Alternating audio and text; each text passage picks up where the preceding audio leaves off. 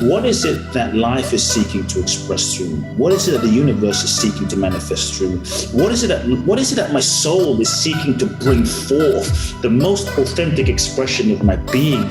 Listen to that, feel that, align with that. When you are in alignment with your soul and your deepest truth, you are working in harmony with nature.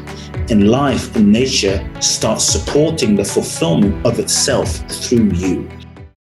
What's up, everyone, and welcome to another Mind and Heart opening conversation on Just Tap In. I'm your host, Emilio, and on today's show, we are diving deep with a true powerhouse, international speaker, and transformational leader. Kute Blackson has a unique lineage, born in Ghana, West Africa, as the son of a revered spiritual leader and a compassionate Japanese mother. By the age of 8, he was speaking to audiences of over 3,000 people to his father's congregations in more than 300 churches. All of his life, he was ordained into his father's ministry and destined to carry out his spiritual legacy. However, he felt in his heart that there was a path somewhere else, and he won a lottery Greencard to go to the United States. Eventually, he found his own way, being considered the next generation leader in the field of personal development, being featured on Larry King, Dr. Drew, and even Impact Theory.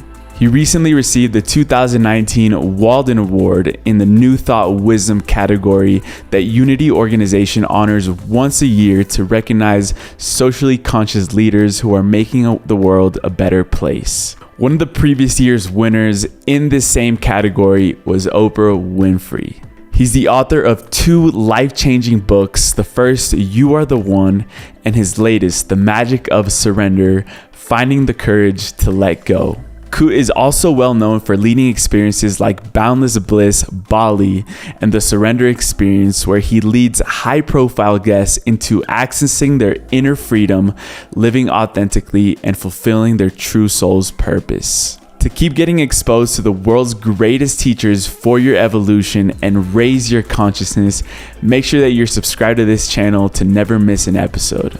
You can also support this video by dropping a like and leaving a thoughtful comment on what was your biggest insight from this conversation. And now, get ready for a surrender masterclass with the man that Inc. magazine calls the mindfulness guru that billionaires go to for advice, with Kute Blackson.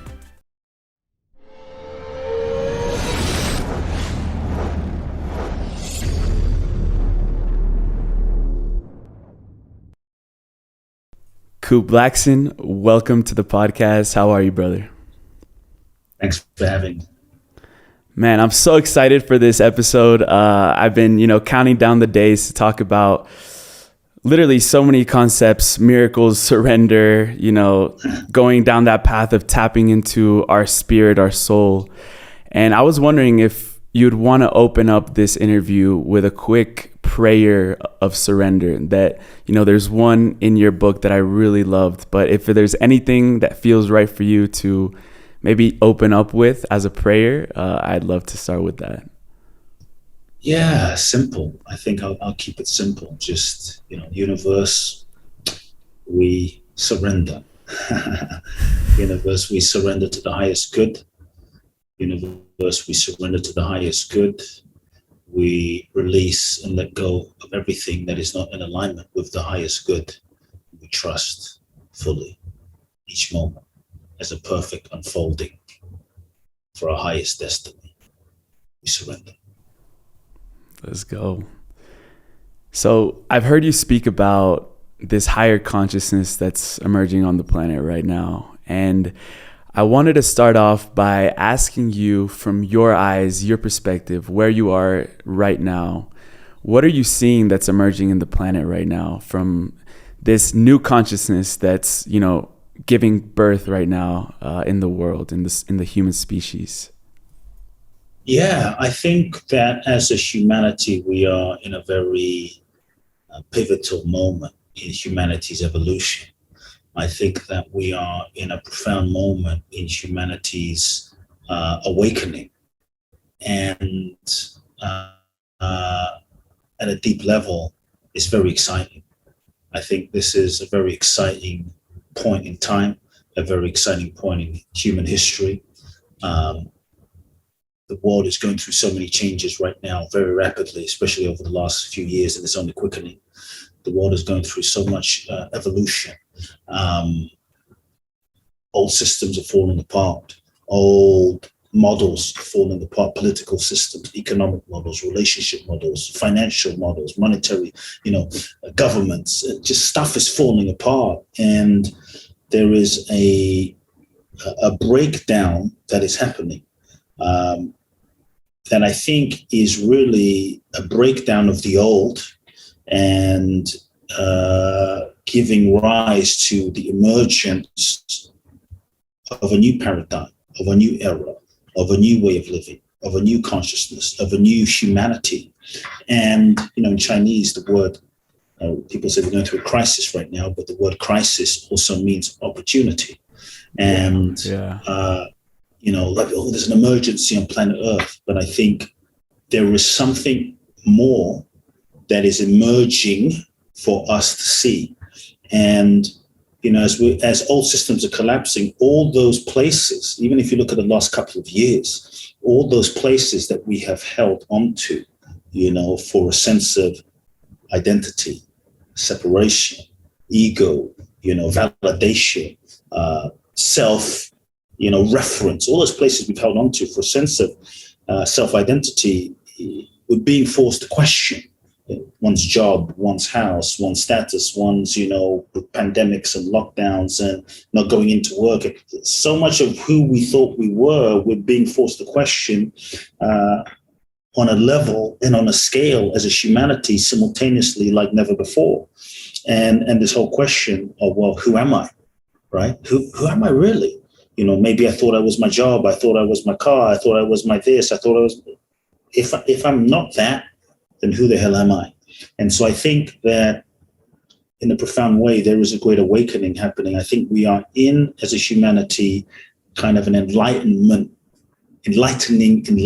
process. We're being awakened to take the reference off of the external and what is transitory and impermanent, where we have so been focused and fixated before for a sense of self and a sense of confidence, a sense of identity, and we're being forced to go inside to access what's real and what's true and who we really are beyond birth and death and beyond change and beyond impermanence. What's real and who am I and what is reality? What is the reality of who I am beyond what we've been told? And so, I think previously, in previous generations, monks and mystics and sadhus and gurus and enlightened beings gestated that kind of level of consciousness in the caves and in the Himalayas. But I think we're being like a caterpillar in a cocoon, we're being cracked open now for all of us to awaken to that deep realization of what great ones like Jesus and Buddha and, Ramana Maharishi, et cetera, realized. We're all being gestated in this cocoon of the world to realize that, it's no more for the holy men in the Himalayas, but for all of us in everyday life. And I think that awakening of consciousness that is being invited for all of us as a humanity. I think as it happens more and more and more and more on a mass level,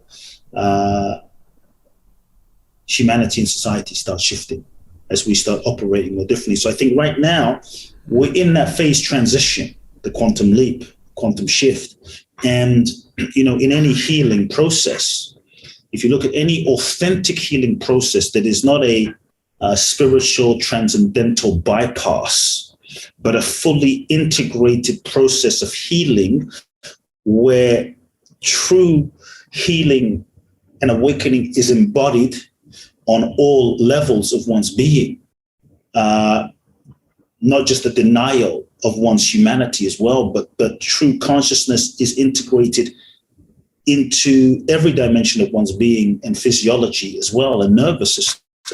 In order for that true healing process to happen, everything that was maybe suppressed in the shadow, everything that's been, we've run away from, suppressed, that's been in our subconscious, has to come to light, has to come to awareness, has to come to conscious awareness in order to be looked at, in order to be healed and transmuted and transformed and integrated, right? And so I think if you look at the world and the way the world is and what's happening in the world and, George Floyd, pandemics, all of the stuff that's been happening politically, it's easy to maybe look at it and go, what the hell's happening? The world has gone mad. Is this what's going on?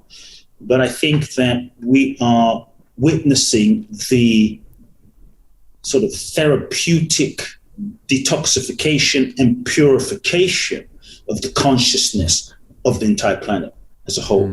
And the world that we see really is projection of the collective consciousness of all of us combined. The world that we see is the projection of all of the totality of the consciousness of all human beings combined. And so, in a sense, there is no world out there. The world out there is a reflection of the totality of us all. The world we see is really what we are. And so I think it's no accident that you and I and everyone listening and everyone that is alive right now has incarnated their souls. Our souls have chosen to incarnate at this unique moment in history to participate in the awakening the consciousness of the planet. And so I think what we can all do, because it's easy to look at the world and this president, that leader, and that person, it's like there's no world that's separate from us. The world is us. The world that we see is us. But I think what we can all do to participate, to cooperate with this awakening, and to, you could say, co-create this awakening, is rather than look at the world out there, try to change the world out there. First and foremost, realize the mirror. And then secondly, ask ourselves, what is the world? What is the world? What are the leaders? What are the people? What is it all reflecting to me about myself?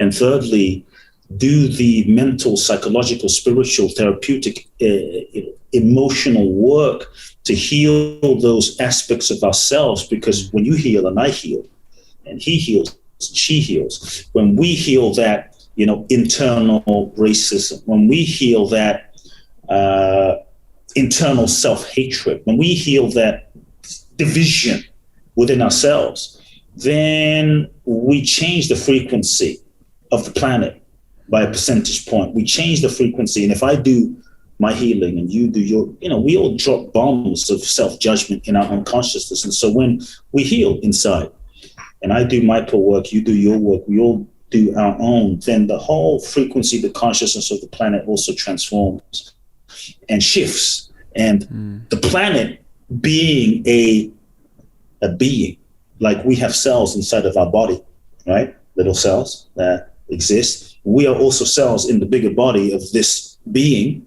planet, Earth. And so as we shift and the cells inside of this planet shift, the world also wakes up and enlightens. And so this is a unique time, an interesting time, a profound time in human history. And I think it's historic. And I don't think ever before has there been a moment like this that you and I were born for, to participating. So the cosmic alarm clock is ringing. Yeah. And we cannot go back to sleep in a sort of coca coma. It's time for us to wake up. And so it's really exciting. It's really exciting, even though there are some growing pains and there are some difficulties. That's just part of the purification that's happening. I love to start in that way because it really shakes people up to the bigger picture of what's actually going on in humanity right now. Like, we can get so caught up in, the job, the relationship, and, like these things that aren't working out in our life. But then we realize that we're also going through an initiation in our journey in order to be able to heal and then bring that awakening, those seeds of consciousness into the rest of humanity. And while I was reading your story, I want to unwrap, because it's such a powerful story.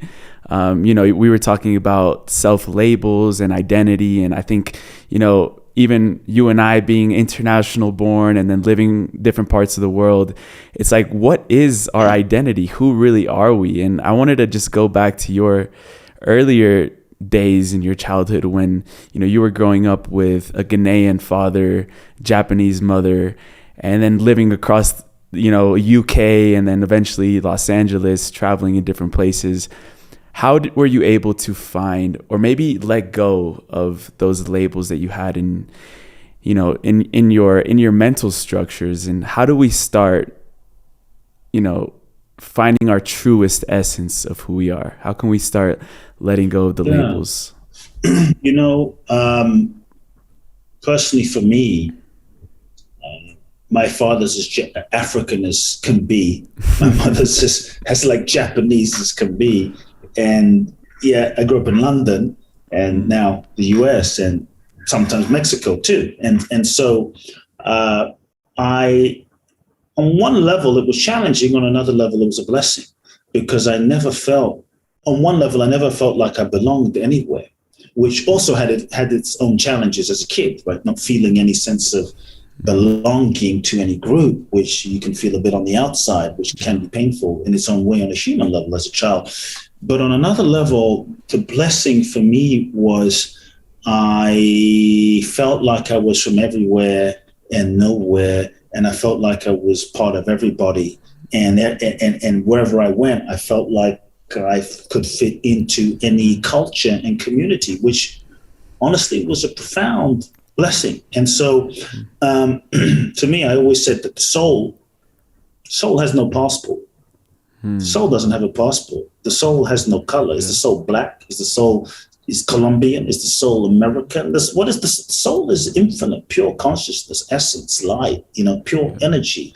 And at that level, we are all the same. At that level, we are all one. It's the same consciousness, energy, beingness that is functioning you, functioning me, functioning Donald Trump, Joe Biden, Putin, Mother Teresa, Bruce Lee, Drake, Kanye West. It's the same consciousness that's functioning all of existence. And to me, all of existence is the consciousness manifesting as the multiplicity of form, really. And consciousness manifesting as the multiplicity of form, individuated in the expression of you and me and Emilio and Kute and Susie and John and what have you, and consciousness experiencing itself in these different ways to experience itself, in the infinite ways of possibility. And so I think, to me, life is a play of consciousness, and life is a one man, one woman, one being show. It's the greatest play.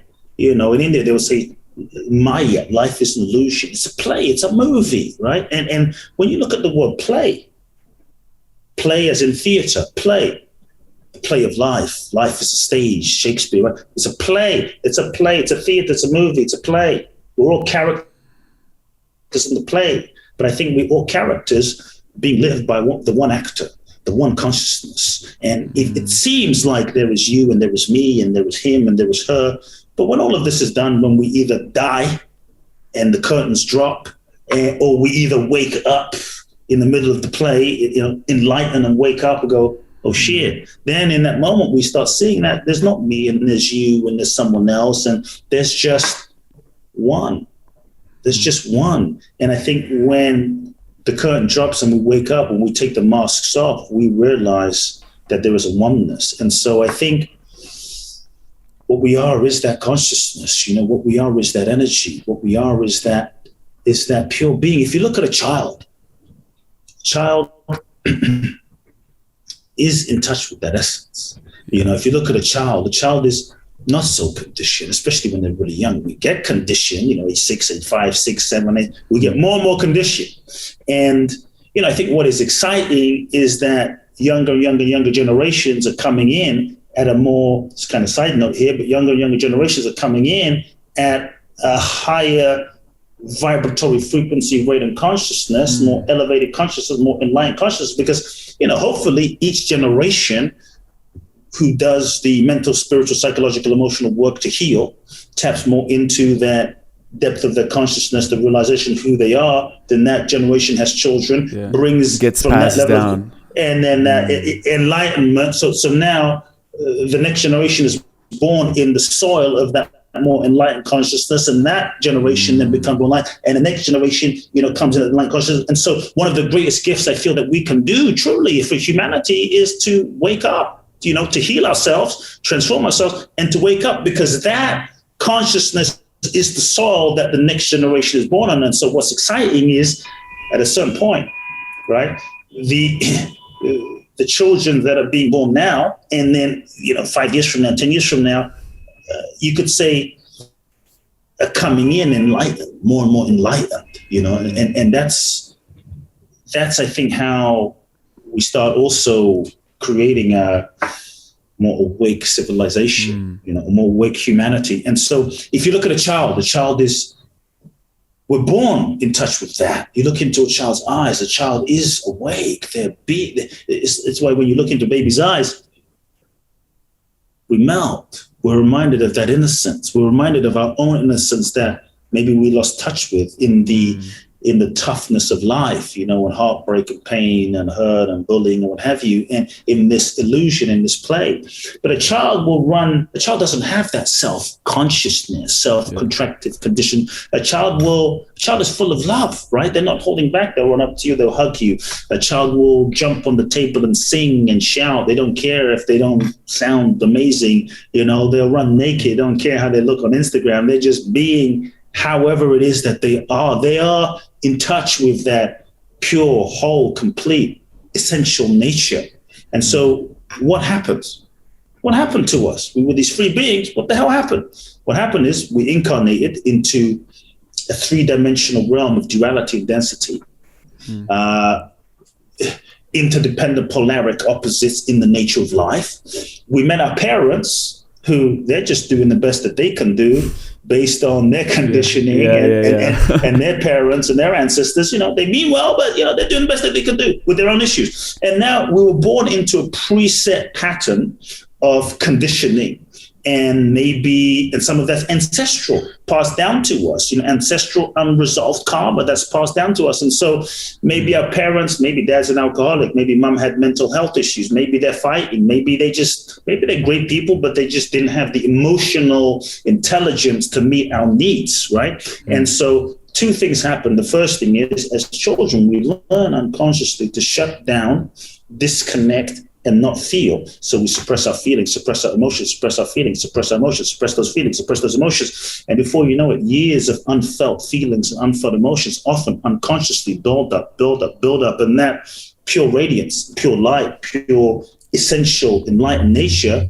doesn't go anywhere, but it might get a little hidden underneath the human unprocessed feelings and emotions. And then we learn all sorts of defense mechanisms and strategies in order to not feel the pain of what might be going on around us in our childhood and our parents and our home and family life and environment. And so we learn all sorts of defense mechanisms to shut down, disconnect, and not feel.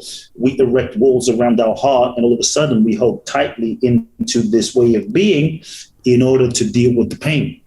And that becomes a pattern of egoic control that we learn, that we hold on to keep ourselves safe.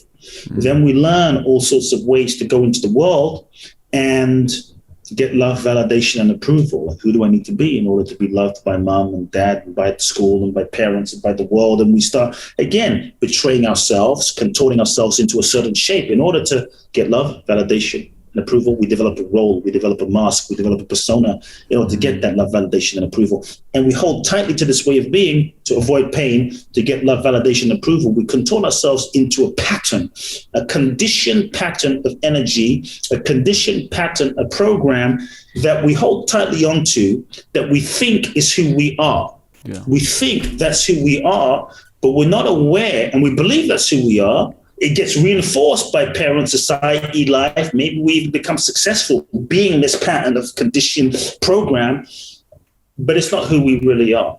It's just what we've been conditioned to be in order to function and survive. But we often say, no, this is just me. And so I think one of the first things and the degree to which we're conditioned is the degree to which we're not free to be in the moment, free to improvise, free to surrender, free to flow. To me, truly the power of now isn't simply just like, be in the now, be in the now, be in the now, gotta be in the now, I'm in the now, breathing in the now. That's not the power. The real power of now is living in touch, beyond conditioning, in touch with a dimension of your being that is eternally free. Then you have the ability to truly, authentically respond to the moment, not from your conditioned self, because the conditioned self, when you live from the conditioned self, you're responding to the moment from the past versus responding truly from what's arising in the moment, in the now. That's to me, the power of now. And so, because you're not predetermining how you're going to be, you're improvising from the deepest dimension of your being spontaneously in the moment. That's freedom.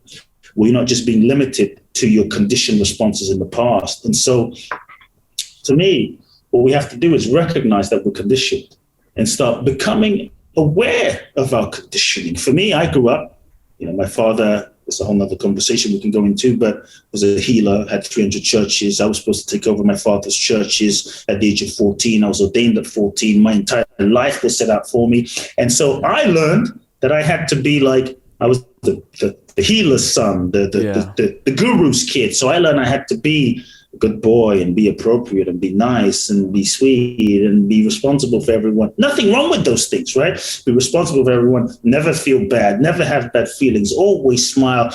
And that became the challenges that became my identity. And identity is suffering.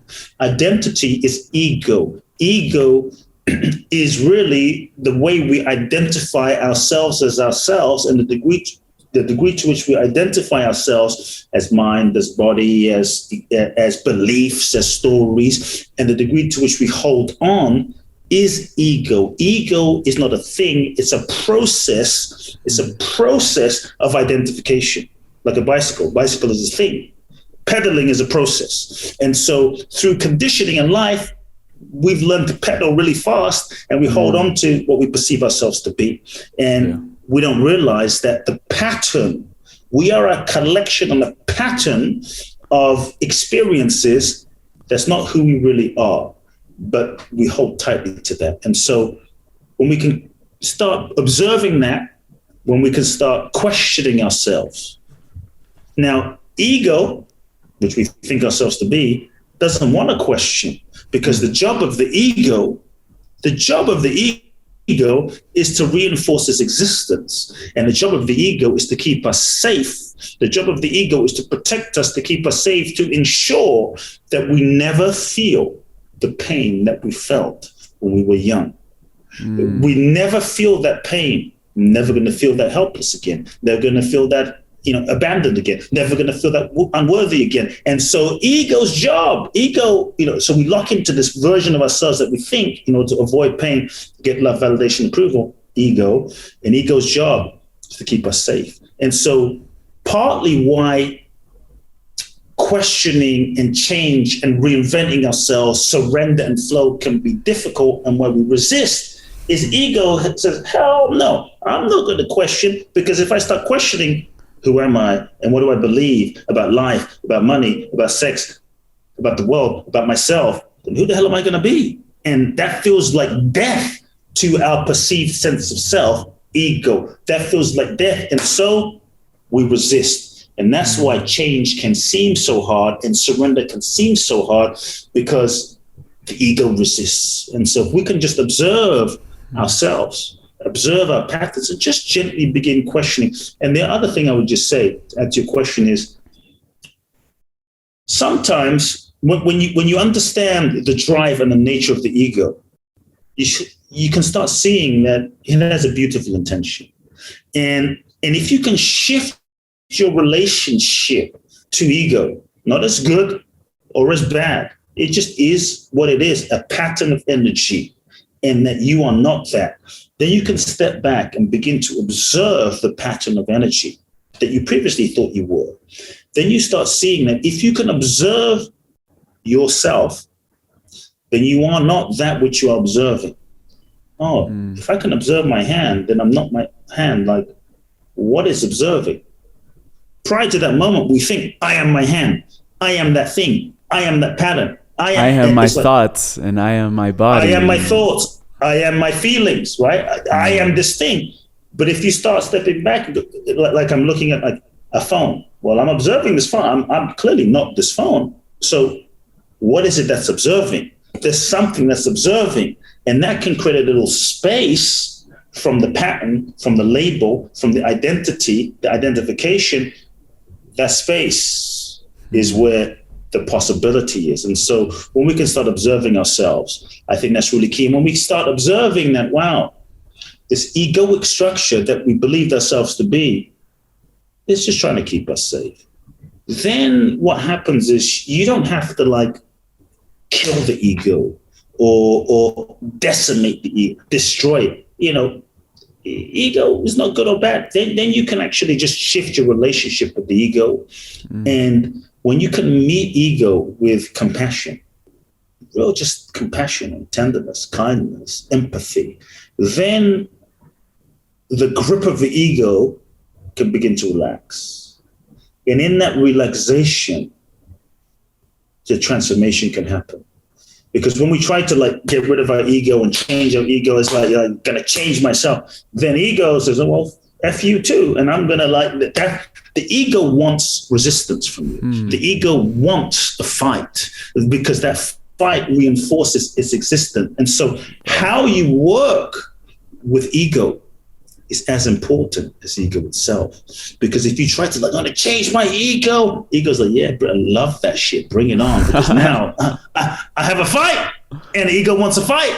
But when you don't give ego a fight and you just meet it and you hold it with awareness, with observation, with compassion, then there's no resistance. It's like if you go, you know, if you're in a relationship and a friend or someone, maybe you've been in a situation and, you know, they were pissed off and someone just wanted to argue with you. And you're like, this person just wants a fight. And you didn't give them a fight. They were left standing by themselves, you know? And so it's like ego when you can meet it with just that gentleness of compassion and not reinforcing it with your judgment or resistance, then it starts to wither away.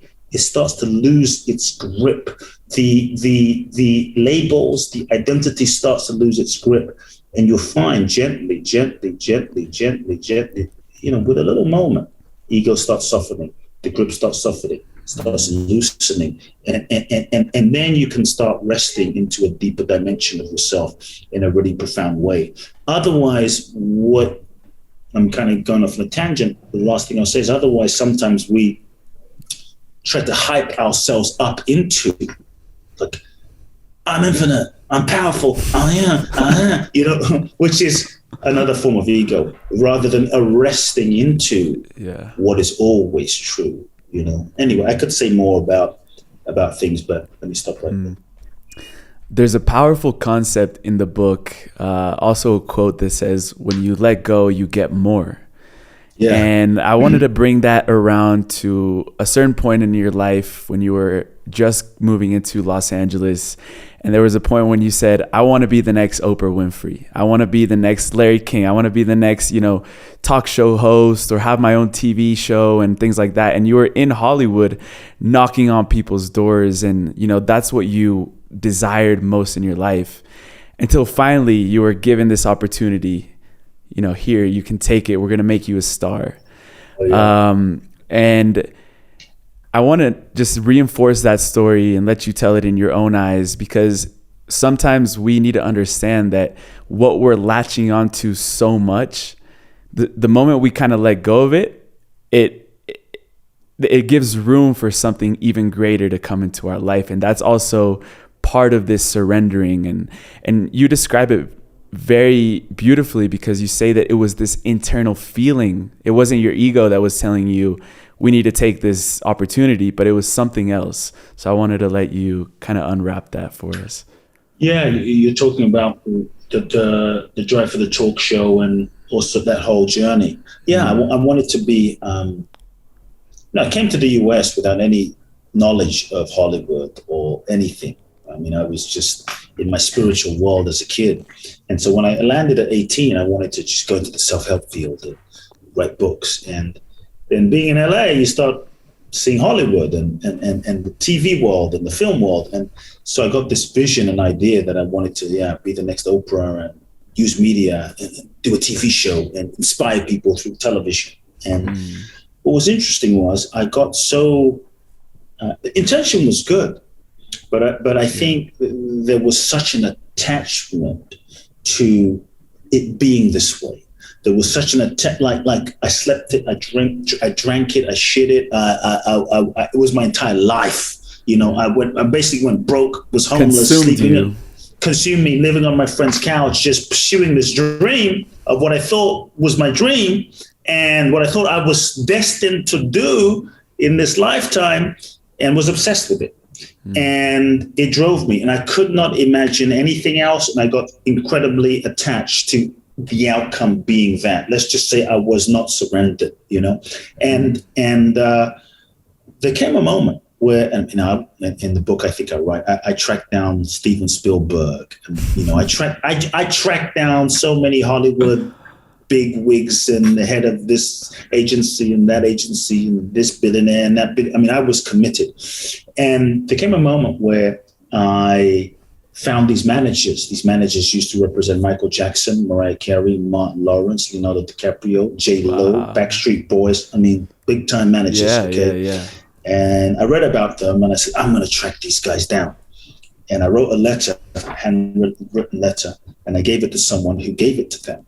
And they said they wanted to meet me. So I walk into their office. I'm a 20-some-year-old kid. I walk into their office and I give them my whole pitch. I want to be the next Oprah. And they were sitting there and they're like, we actually believe you. And this was like one of the first times I got so much rejection to that point. And this was one of the first times someone got my vision and said, basically, we're going to make you a star. Here's a management contract. Come back tomorrow with it signed. We're going to start. We're going to take you here. It was like all of my dreams seemed to be happening. And I went home and I meditated on it. And, because everything I did had to feel intuitively aligned. I just wanted to meditate on it. What I didn't expect is as a result of my meditation, I would hear the word no. And everything in my being was a no. Yeah. I wanted it to be a yes, but everything in my being was a no. And I knew that the same impulse, like I want a green card to come to the US, and that same knowing, whenever I listened to it, it never led me wrong. And now the same knowing was telling me no. And I knew that this was correct, but I wanted to sign with these guys. But I knew if I don't listen to this in an alignment and surrender to that, things don't turn out well. And so to my dismay, I called them the next day and I said, thank you for the opportunity, but I'm not signing with you guys. And they went, Hollywood fashion. It was like out of a movie. They started screaming every expletive on the planet, called me crazy. And I felt like shit. I felt like, man, I'm making the biggest mistake. I felt mad at life, mad at the universe, but I knew I could not listen to this knowing. And that's what changed my life. In that moment, it was a level of surrender for me because I didn't know what else life wanted from me. And so I ended up breaking up with my girlfriend. I ended up putting everything in storage, selling everything I had in that moment. And I traveled. I decided, you know what, screw this. I don't know what the hell I'm supposed to do with my life now. If what I thought I was supposed to do with my life isn't it, I don't know what the hell I'm supposed to do. And so I decided I was going to travel and I wasn't going to come back to the US. Now, you have to understand, I really wanted to be in the US my whole life. Now I'm leaving the US. I said, I'm not going to come back until I find some answers for myself. and I ended up walking the Camino, a 900-kilometer trek in northern Up in Spain, yeah. Yeah, Wow. I ended up traveling to Israel, studying with some rabbis. Long story short, I ended up in India. And it was in India that I had certain experiences that really blew me open, and was forced to surrender everything I thought, everything I knew, everything I thought I wanted. I just said, God, universe, I give it up. I give it up. And if I'm supposed to be like, I don't know what I'm supposed to be, because I thought I knew and clearly I didn't. And if I'm supposed to be a carpet cleaner, if I'm supposed to be a trash, nothing wrong with any of these, but this, they weren't in my vision. But if I'm supposed to be, whatever it is, so be it. Like, just make it clear to me what my path is, what my purpose is in life.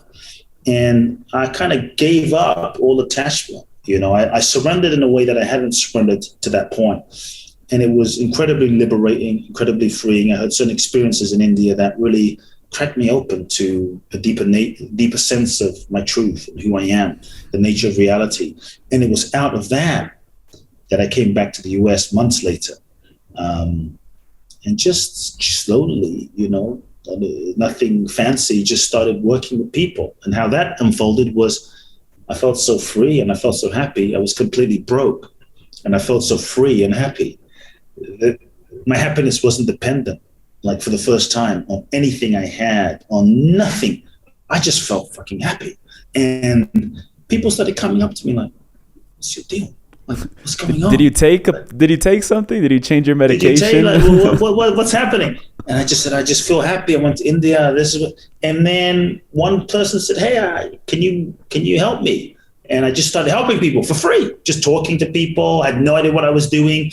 And that evolved and talked to more people. And then one person said, look, I'll pay you. Can you work with me? And long story short, it just evolved. And from the sincere desire to help one person, to help another person, and then I started coaching people, and then my coaching evolved and grew. And we can go into that later if you want, but it grew and it just expanded. And so, what's interesting is I look back now and I think to myself, if what I wanted to happen had happened over the last decades, I wouldn't have gone as deeply into my own spiritual practice.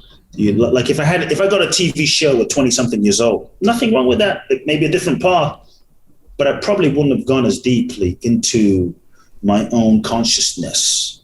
I probably also, looking back, wasn't really ready for what I thought I wanted. Truly ready psychologically. I mean, Hollywood can be intense, And so I realized I wasn't really ready. And had what I wanted to have happened, I wouldn't have gone as deep into my spiritual path, and I would not be able to have facilitated the level of transformation and healing and impact that I've had deeply on people's lives, over the last 2 decades that has actually occurred. And so, I think sometimes not getting what you thought you want is grace. Not getting what you thought you want is a blessing, even though you're not able to see it right now. And there's a few reasons that things sometimes don't manifest. Reason number one, what you think you want is really not what you think you want.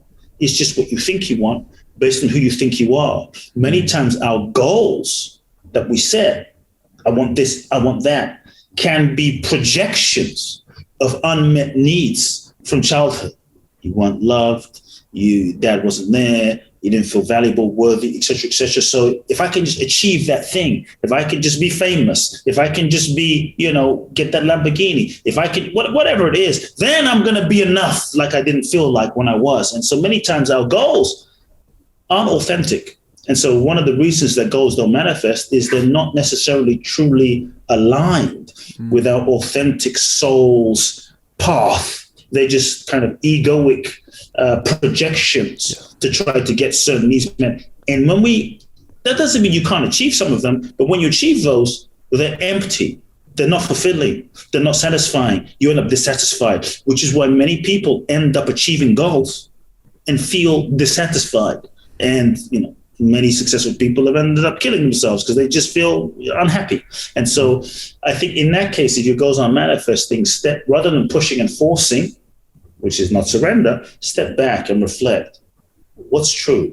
What's authentic? What's real? What is truly seeking to happen? Like, ask yourself, not what do I want? What do I want? Ask yourself a deeper question, the surrender question. What is it that life is seeking to express through me? What is it that the universe is seeking to manifest through me? What is it that my soul is seeking to bring forth, the most authentic expression of my being?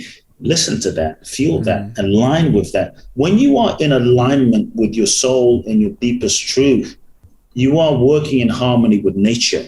And life and nature starts supporting the fulfillment of itself through you.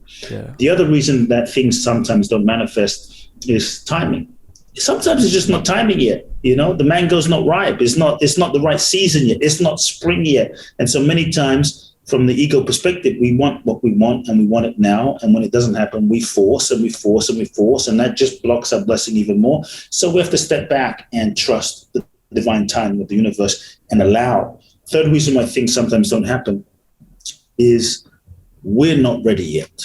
We have a vision of what we want, but we're not ready yet. See, dreams are evolutionary.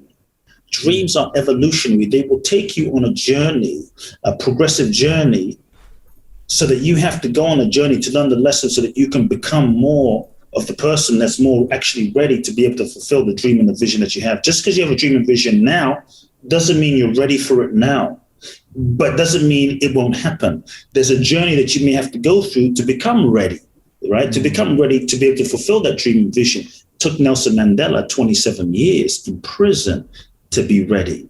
Should he have not gone to prison? But that's 27 years meditating. I'm sure he had a lot of time to meditate, a lot of time to journal, a lot of time to think, a lot of time to purify his consciousness. Yeah. But when he came out, he was ready. And so it's, to me, we're souls having this human experience. Life is the evolutionary school for our soul's evolution. And so what I tell people is, rather than forcing and pushing, learn the lessons that you need to learn, that your soul is seeking to learn, where you are at with whom you're with. When you learn the lesson, where you're at with whom you're with, that's the key to unlock the lock to the next level of manifestation of your life. So rather than pushing and forcing, ask yourself, what is the lesson my soul is seeking to learn in this situation? What is it that my soul hasn't quite learned yet? What is it that I'm resisting and seeing about myself? Because when all lessons are repeated until learned, and when you learn the lesson where you're at, that's the key to the next level of manifestation. And so for me, it's been a hell of a journey, man. It's been a hell of a journey full of ups and downs and beautiful experiences and things that I could not even have imagined. And so I think, trust that when things don't work out according to your plan, the universe is usually orchestrating something even more amazing, something better than you could even see. I think that's part of what surrender is. Yeah. And to your first point, I just wanted to mention, like, when you said sometimes we want to manifest things, but they're not coming from an authentic place. And, if I look at my journey when things didn't work out, is because I was trying to achieve them through pain, because of this painful experience. Like, I wanted to interview someone because I knew that just by getting them on my show, it was going to prove someone wrong. And then I try to go after them and be like, no response at all. But then when it feels true to my heart, and that's where I want to operate, going forward. And that's also how this interview manifested, is like, I felt it in my heart, the resonance between you and I, between all the other guests that I've had. And it's like, it just happens. It just happens so quick. And that's the soul being aligned with its mission. And to your point about trusting, you said that, like, in your coaching and your seminars, like, people would ask you, how can I trust more? And then you would say, how can you not trust? Like, there's such divine intelligence around us, just by the way we're digesting, the way that, the sunshine gives, nature the amount of energy it needs to grow and things like that. Like, there's this intelligence beneath us, and we're trying to control everything, but that's not how the universe works. Yeah. The The universe has its own intelligence, you know. The universe has been around for billions of years, you know. My father, when I was a kid and I was stressed and worried, I'm worried. My father was an interesting character. He would say to me, son, did you bring yourself here? What do you mean? Did you bring yourself to the planet? I'm like, no. He goes, if you didn't bring yourself here, something brought you here. Do you not think that intelligence knows how to fulfill yourself, to fulfill your life, to fulfill itself through you? Yeah, it's a kind of a good point, you know? And so, you know, I would invite people, you know, to just meditate. Even on your, forget being spiritual for a moment, just meditate on your body. If you just sit with your body, just observe your breath, you know, like this thing is happening. You and I are breathing right now. I'm breathing right now. You're breathing right now. Everyone listening is breathing right now. Breath is happening. We're not sitting here doing like some crazy uber-duper breath technique. It's just breathe, breathe, breathe. It's just happening naturally, in spite of you, in spite of me. You could be an evil person. You could be not spiritual. You could be Pablo Escobar. You could be, you know, the breath is happening in us all. It's unfolding. It's intelligent. So if you really just be with your breath as an example and just question, what's breathing me? What's breathing me? What is functioning me? What is digesting? And just even meditate on this physical body. You start seeing the miracle that we are. It's literally. Now, somehow we've just take for granted the freaking miracle that we are. Like we wake up, we go to sleep, we look around, we see colors, we see sounds. It's like, it's a freaking miracle. If you really meditate, it's like, holy moly, like, wow. You know, if you look at nature, just look at the trees. You know, I'm seeing trees right now.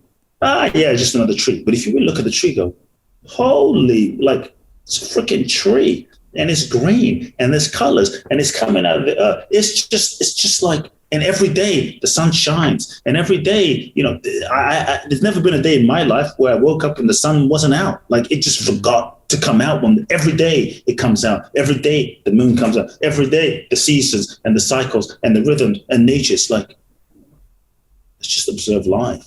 Life every moment, I think, is proving to us. We can trust. It's proving to us. We're just not paying attention. You know, we're just caught up in our own fears. And so just look around and breathe. And, you know, surrender is hardwired into our physiology. You breathe in, you breathe out. This is life reminding us that the nature of existence is surrender. It's natural. Surrender is what's natural.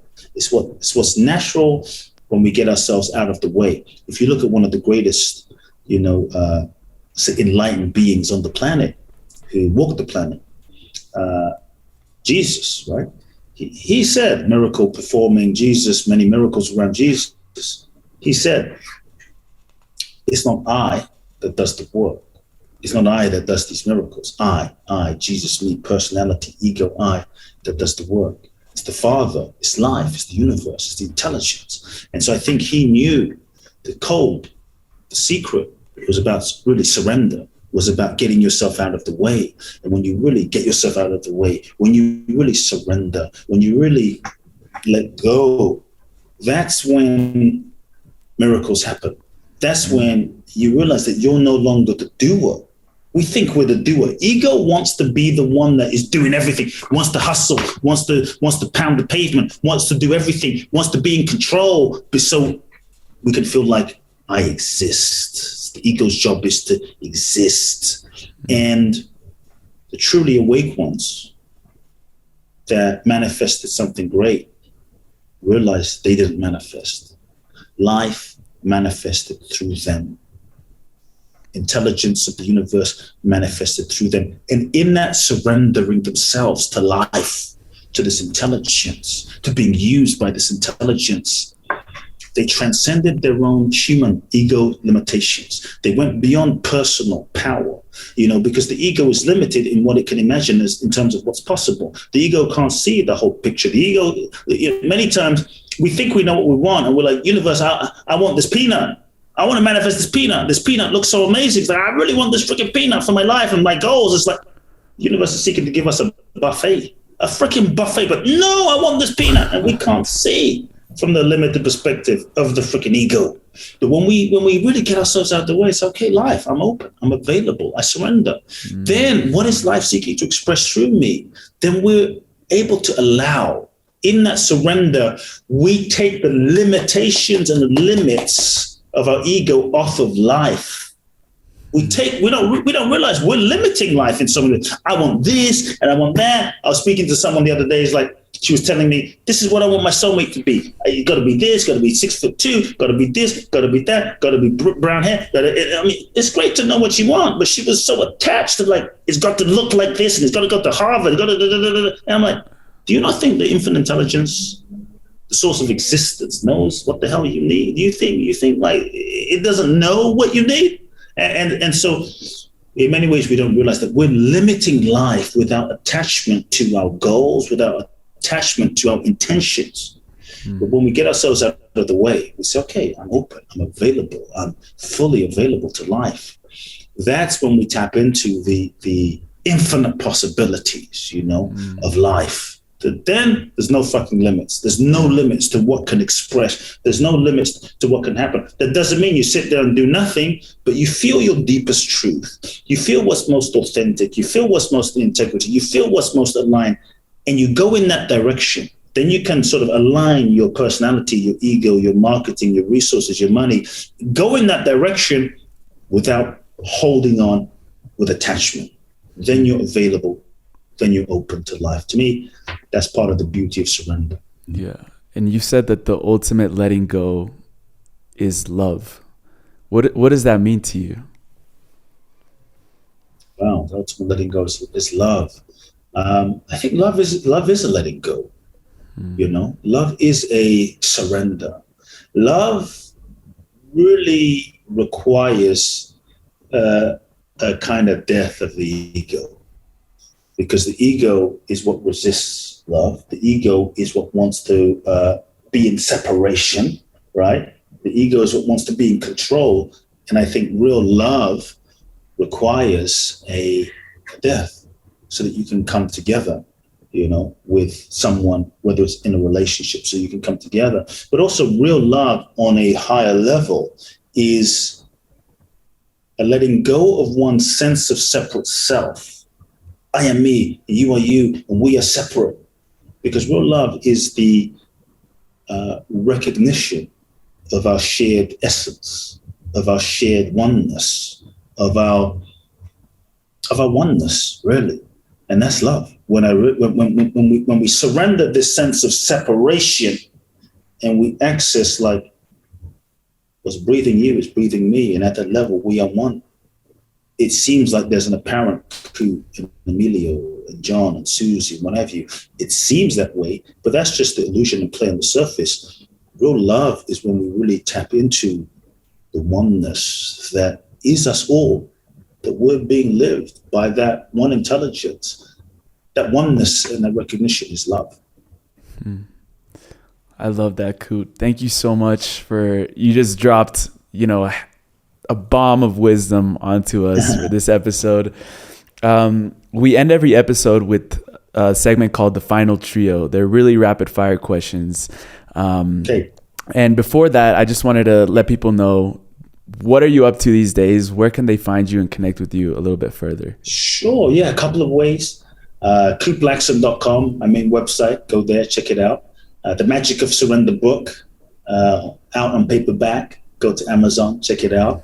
Depending on when people listen to this interview, July the 12th through the 19th, I'm doing a very special free online virtual summit. So you can register free. It's called the Surrender Summit. So the www.thesurrendersummit.com. I'm bringing on a few of my friends, Neil Donald Walsh, John Gray, John D. Martini, Martha Beck, some really cool people. Michael Beckwith, we're going to dive deep, 5 days teaching you about surrender. Register for free, share with your friends, surrendersummit.com. Lastly, Instagram, Facebook, Kute Blackson. Lastly, if people are ready for a deep dive, one of the deepest things I do is a 12-day event to Bali. Visionaries, leaders, those that really want to transform at a level that is perhaps beyond the mind. It's called Boundless Bliss. So www.boundlessblissbali.com. Go there, check it out, and apply if you feel called. Awesome. We'll link everything in the show notes. And Kute, now for the final trio, I wanted to ask you, the first one is, what has been the greatest miracle in your life in the last 12 months? Oh man, that's tough. That is tough because I know it's rapid fire, so forgive me. You're like, Kute, man. When you get Kute on a roll, you just go. You can take your time on. That was a deep one. I have to admit. The reason I say that is when I think miracles, I think like amazing things. But now I look at some of the challenging things that have happened in my life, even over the last 12 months. And now I see them as miracles.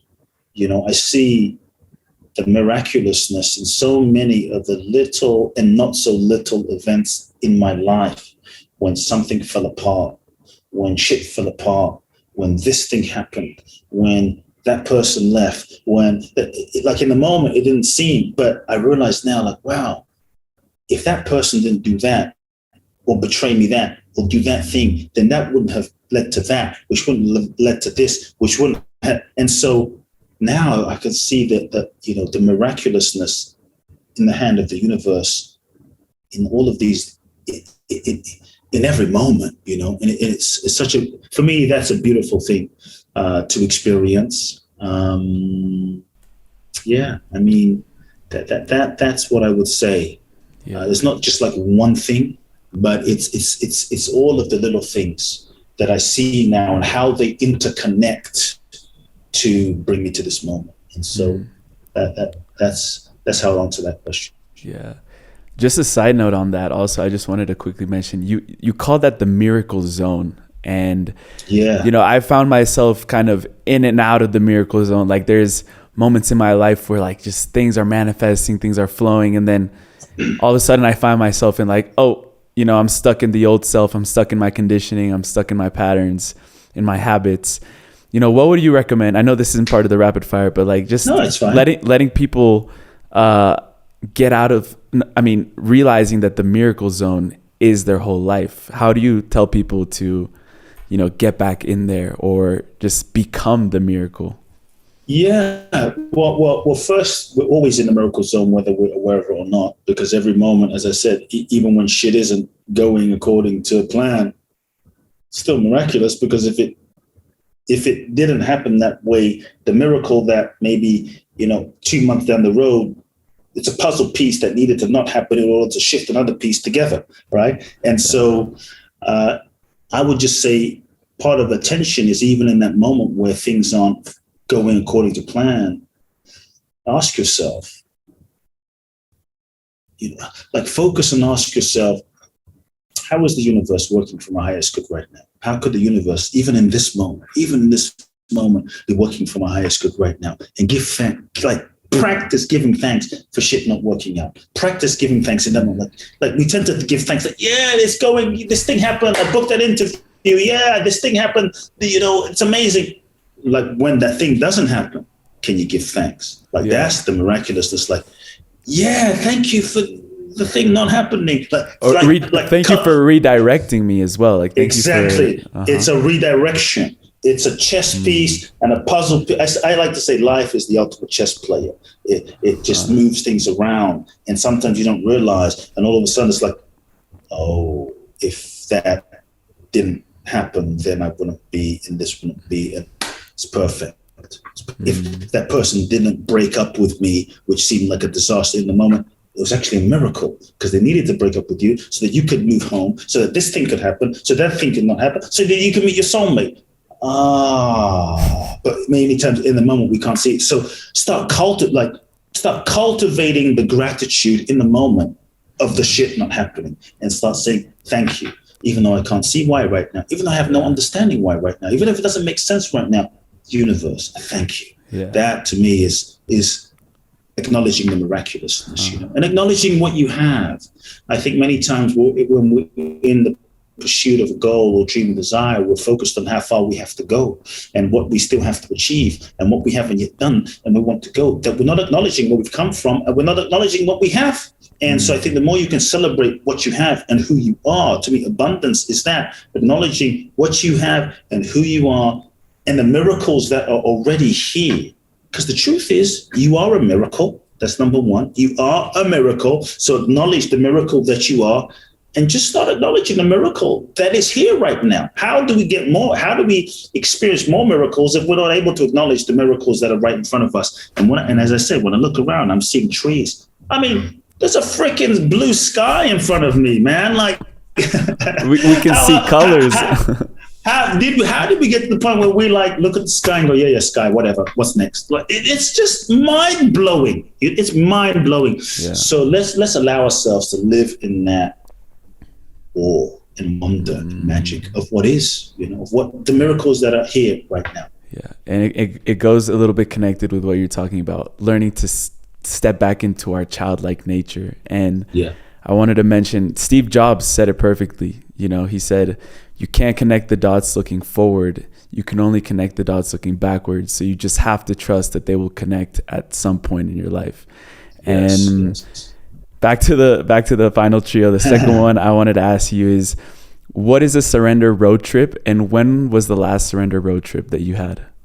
Say that again. What is the surrender road trip, and when was the last surrender road trip that you had?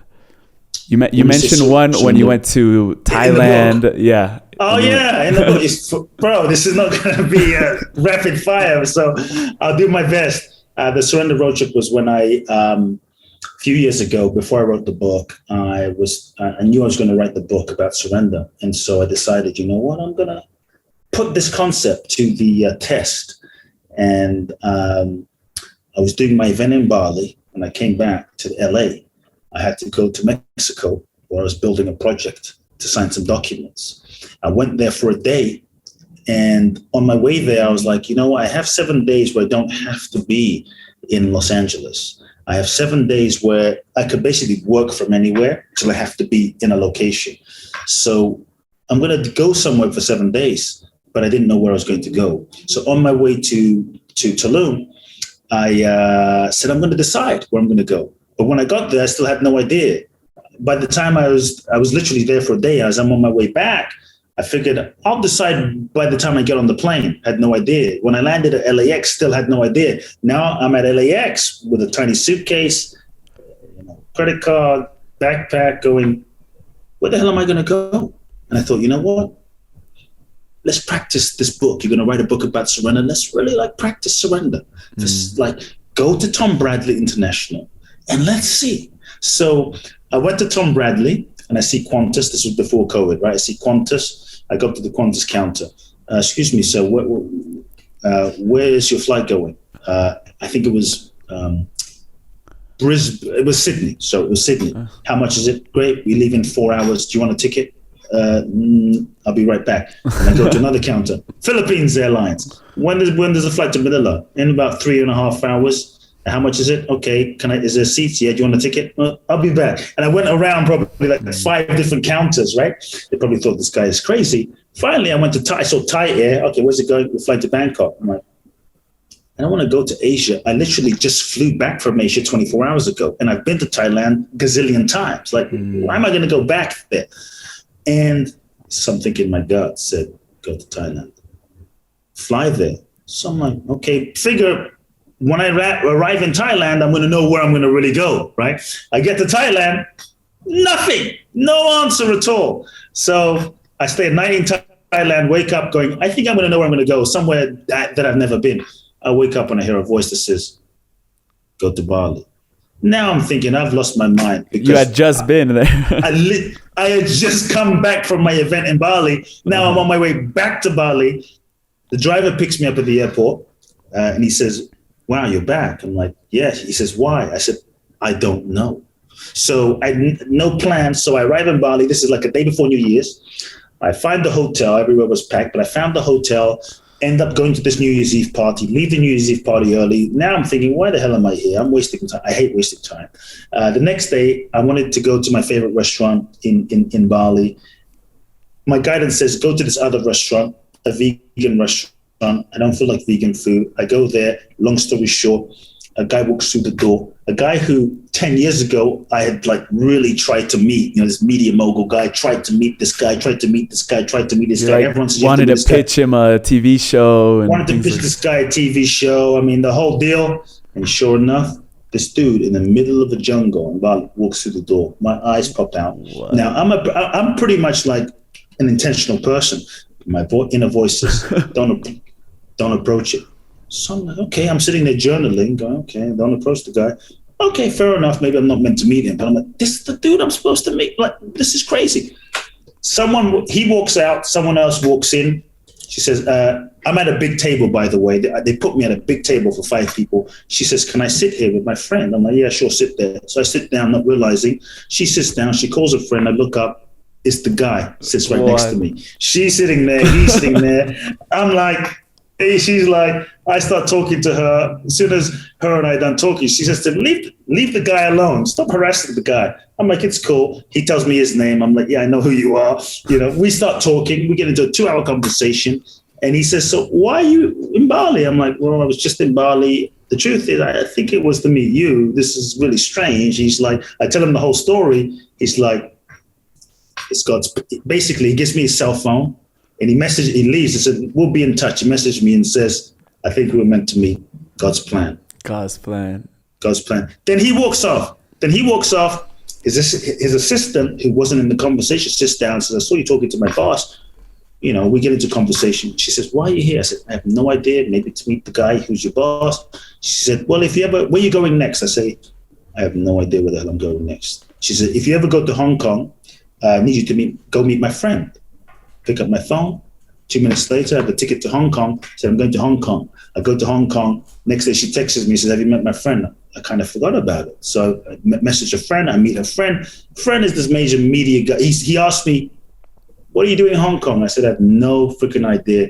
He's a major media guy in Hong Kong. He says, if you need anything in media, TV, I'm here to help you. You know, he says, I need you to meet another friend of mine since you're here. I'm like, for 7 days, I'm just saying yes to everything, going with the flow. So going with the flow. I mean, surrendering. Hopefully no one wants to like make me bungee jump, but I'm going with the flow.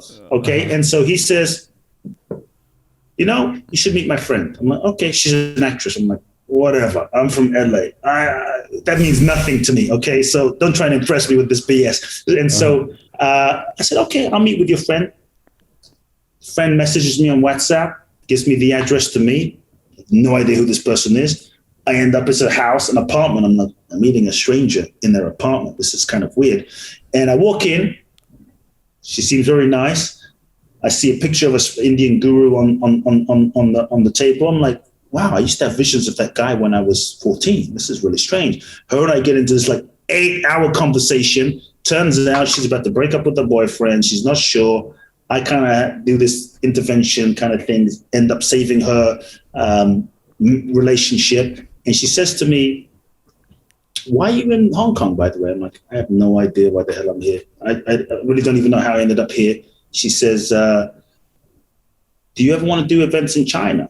I'm like, you know, as it turns out, I had these visions and dreams of doing big events in China, like massive events. She's like, well, I live in China. I'm like, cool. She goes, I'm an actress in China. I'm like, whatever. She goes, no, I'm like, she was in the highest grossing movie in Chinese history and in the history of the world. And she's like, felt like I'm meant to help you.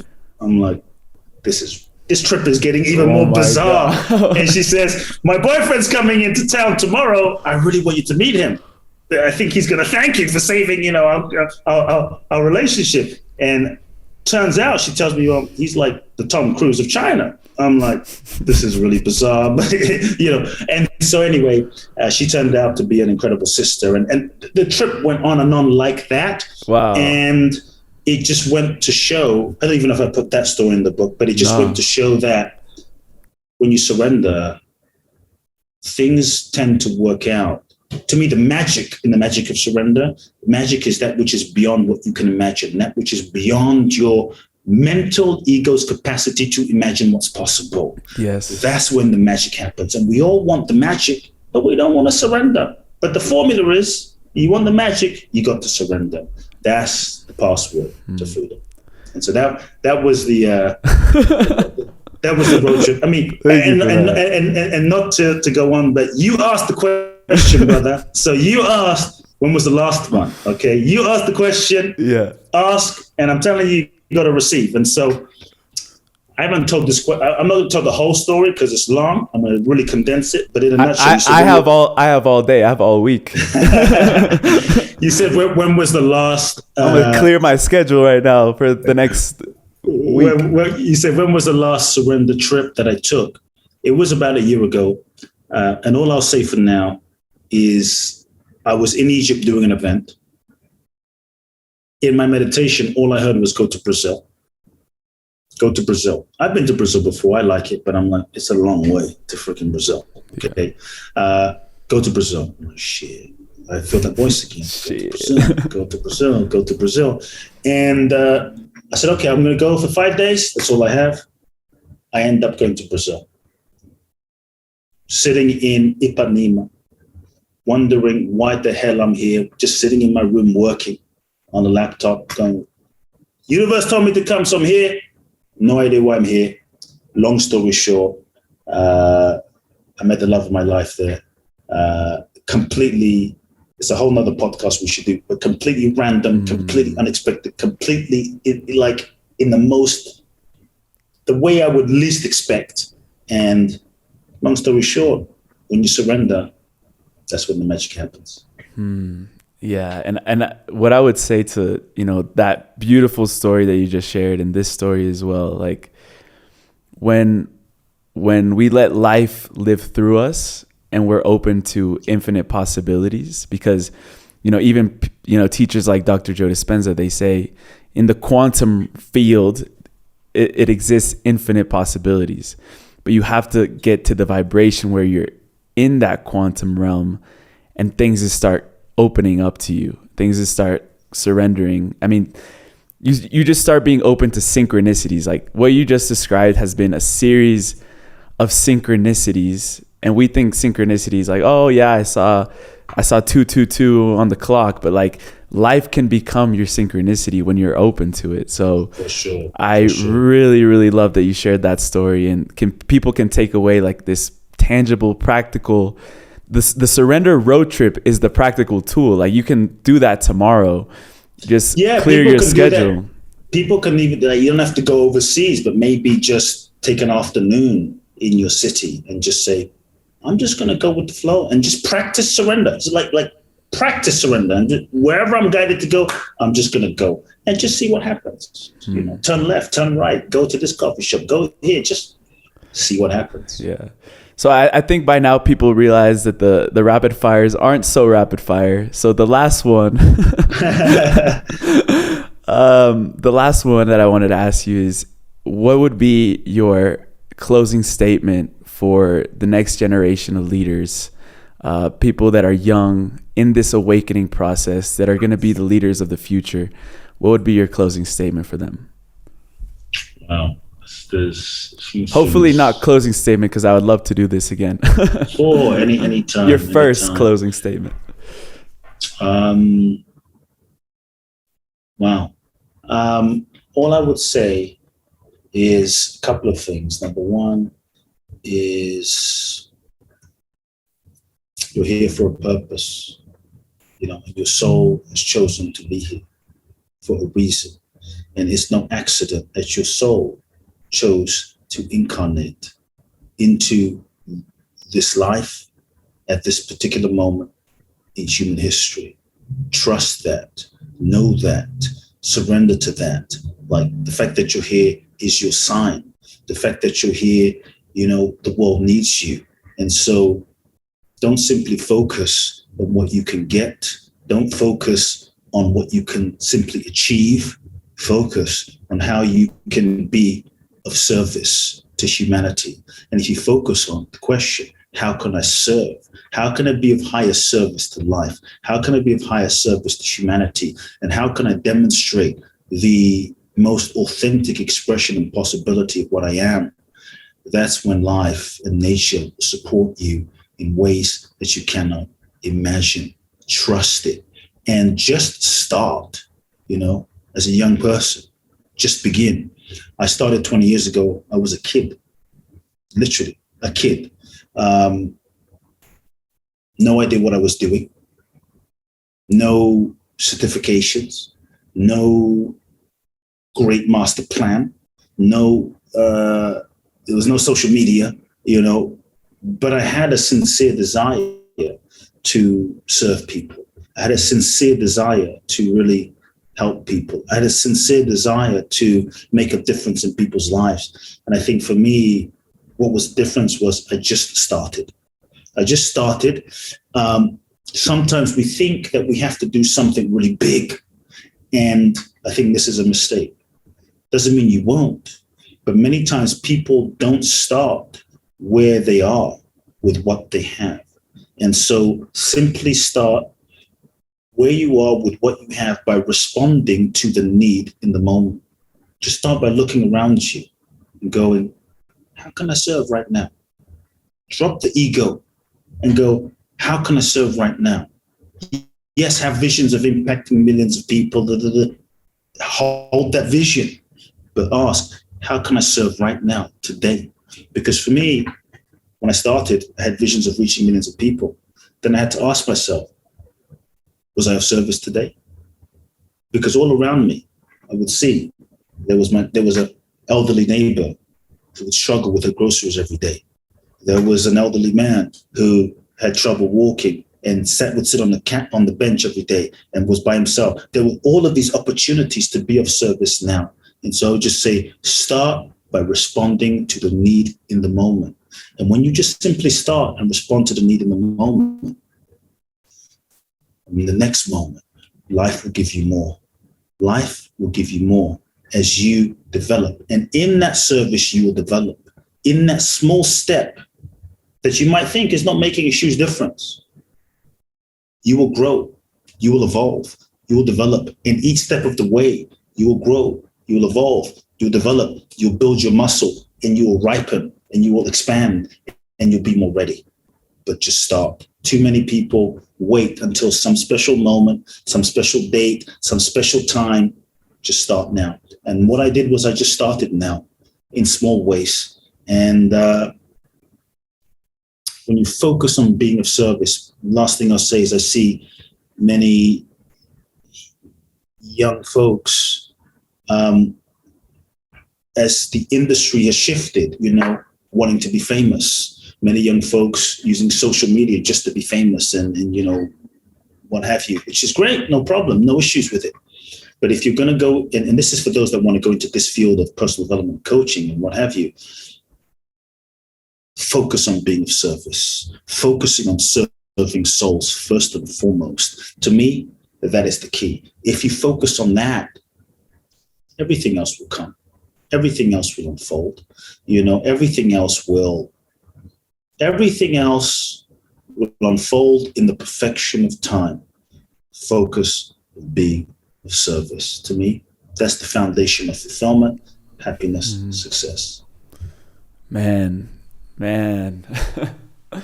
You pierced my soul, brother. Thank you so much. Thanks for having me. I unlocked this gift shortly ago. Is like for a long time, my heart was very closed due to past relationships and things like that. And recently I started to open my heart up again. And now whenever I hear someone speaking authentically from their soul, from their heart, my heart expands like as they're speaking. And that's been this whole episode for me. So I just wanted to thank you for that and for your authentic power that you've developed over your life. I really love this conversation, man. And all that you do, I honor, respect you. I see you, brother, and wishing you the best. We'll be supporting you along the way, the future leaders of our generation. So all the love, man, and take care, brother.